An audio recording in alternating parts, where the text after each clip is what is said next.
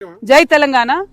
అందరికీ నమస్కారం. తెలంగాణ జాగృతి జనంబాట కార్యక్రమంలో భాగంగా ఇవాళ సూర్యాపేట జిల్లాకు రావడం జరిగింది. మరి సూర్యాపేట జిల్లా ముందు నుండి కూడా సాయుధ పోరాటానికి పెట్టింది పేరుగా, విప్లవోద్యమాలకు పెట్టింది పేరుగా, ప్రజలను జాగృతం చేసేటటువంటి జిల్లాగా సూర్యాపేట జిల్లాను మేమందరం కూడా తలుచుకుంటూ ఉంటాం. మరి అనేక మంది అమరవీరులు ఇప్పుడే కాదు, సాయుధ రైతాంగ పోరాటం నుంచి ఉన్నటువంటి వాళ్ళు, బండెనక బండిగట్టి అనేటటువంటి పాటతోని విప్లవోద్యమాన్ని రగిలించినటువంటి బండి యాదగిరి గారు, అందరూ కూడా ఇదే ప్రాంతానికి చెందినటువంటి వాళ్ళు.